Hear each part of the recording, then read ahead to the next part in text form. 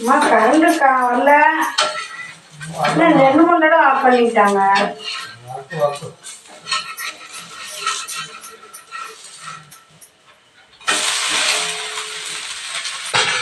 இன்னும் எப்படிதானே அந்த மாதிரி தெரியுது.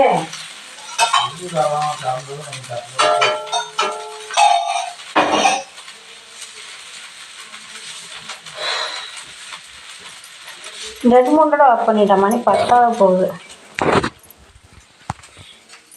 கரண்ட் இல்லைன்னா சாப்பிட மாட்டார். கரண்ட் வரட்டுன்னுட்டு கரண்ட் இல்லாத நாளையெல்லாம் நாங்கள்லாம் இருந்தோம்.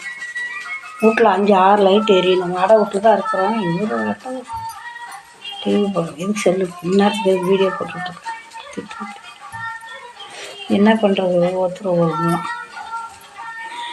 கரண்ட் வந்து இப்படி சாப்பிட்டுக்கலாம். கரண்ட் இன்னொரு நாள் கரண்ட் வந்து இப்படி சாப்பிட மாட்டார்.